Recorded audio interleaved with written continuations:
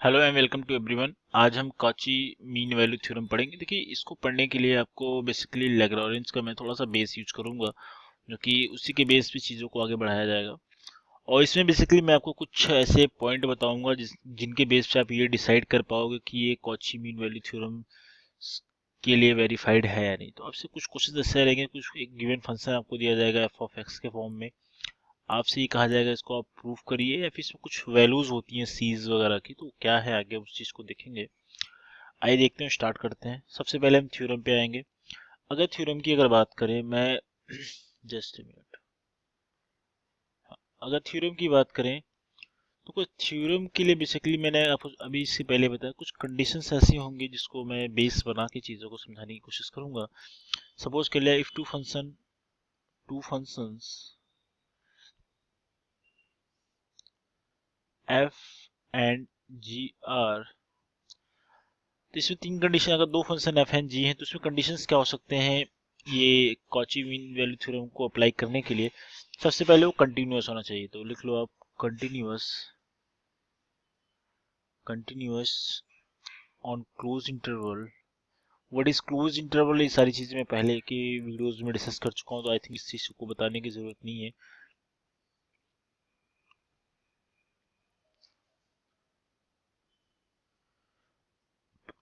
और जहाँ पे आपका अब देखो, इससे आपको चीज समझ में आ जाएगी एक्चुअल में क्लोज इंटरवल का मतलब क्या होता है। और जो ये चीज मैं पहले भी बता चुका हूँ आपको, ठीक है। इसमें क्लोज इंटरवल का मतलब क्या होता है, आप ए से स्टार्टिंग करोगे, बी से कम तक लेके जाओगे, जो कि बी के बराबर भी हो सकता है। मतलब ए और बी तो रहेगा ही रहेगा, उसके बीच की वैल्यू, मतलब ए से स्टार्टिंग रहेगा बी तक जाएगा। अगर ओपन इंटरवल की बात करेंगे, इसके बाद की बात करेंगे, तो वो ए और बी के बीच की वैल्यू होगी। ए और बी नहीं रहेगा, ए और बी को छोड़ के उसके बीच की वैल्यू रहेगी, ठीक है। और ये क्लोज इंटरवल में ऐसा नहीं है, ठीक। अब आते हैं second point, differentiable on a comma b, differentiable on open in C belongs to A comma B in open interval such that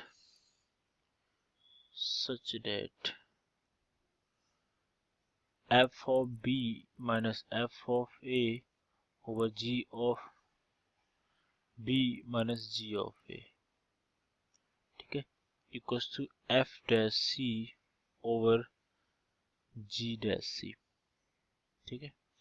और ये तो एक्चुअल में आपको यही चीज जो मैंने आपको लास्ट में लिखी है, इट्स अ वेरी इंपॉर्टेंट। इसी का यूज करके आपको थ्योरम को प्रूव करना होता है। क्वेश्चन जैसे भी क्वेश्चन गिवे रहेंगे, वैल्यूज को तीनों कंडीशन जो मैंने बताई हैं, जो कि मस्ट कंडीशन है, कभी कभी कंडीशंस को एक है, पहला कंडीशन, दूसरा कंडीशन, तीसरा कंडीशन आपको वेरीफाई कराना पड़ता है, तब शायद जाके आप कहोगे कि हाँ ये कॉची मीन वैल्यू थ्योरम इसमें क्या होगा, अप्लीकेबल है। या फिर आप कह सकते हो प्रूफ करने के लिए कोई क्वेश्चन आता है आपके पेपर में, तो आप ऐसे प्रूफ करोगे। ये चीजें आपको तीनों की तीनों जो मैंने कंडीशन आपको ये बताई, पहली कंडीशन कंटिन्यूअस होना चाहिए, सबसे पहला कंडीशन। कंटिन्यूटी क्या है, सारी चीजें मैं डिस्कस कर चुका हूँ प्रीवियस वीडियो में।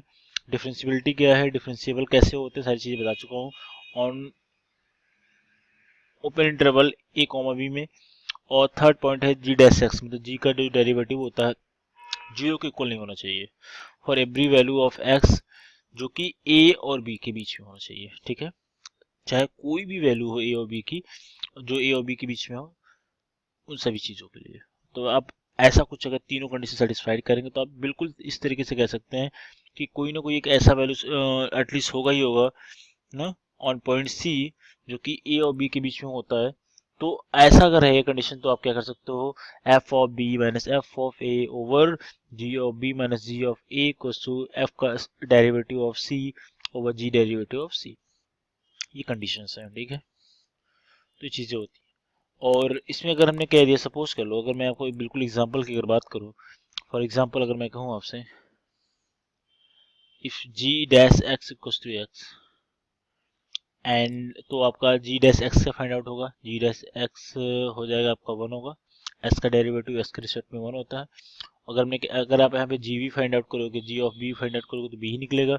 और जी ऑफ ए फाइंड आउट करोगे तो क्या होगा, तो ए भी तो यही आएगा, ये आ गया। और for every value of x belongs to a comma b, मान लो अगर ए और बी हमने लिया है पॉइंट, तो A comma B in open interval, तो जी डैश सी क्या हो जाएगा हमारा, जी डैश इक्वल टू क्या हो जाएगा, 1 हो जाएगा, है नहीं।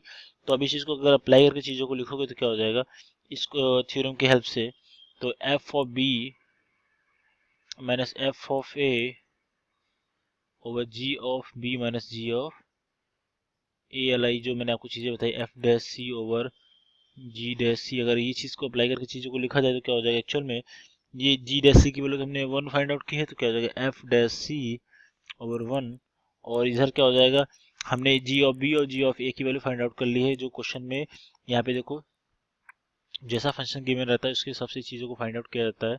अगर इस चीज़ को अगर बेस बना के चीज़ों को लिखा जाए तो क्या हो जाएगा, f of B minus F of A over b minus क्या हो जाएगा ए। आप इसको ऐसे भी कर सकते हो, ठीक है।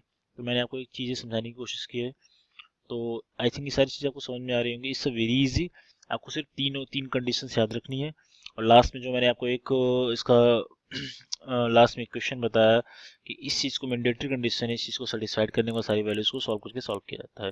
तो इससे इजी मतलब आपको ये समझ लो कि दो फंक्शन आपको एनी हाउ दिया रहेगा, दोनों फंक्शन में आपको सारी चीज़ें एफ डैश सी, जी डैश सी, जो भी फंक्शन गिवन रहेगा उसका आप डेरिवेटिव फाइंड आउट कर लोगे, तो एफ डैश सी जिसे हमने यहाँ पे फाइंड आउट किया है ना, जी डैश एक्स जी डैश सी फाइंड आउट करोगे तो सी की वैल्यू रख लोगे तो क्या हो जाएगा, ये आपको 1 ही मिल जाएगा।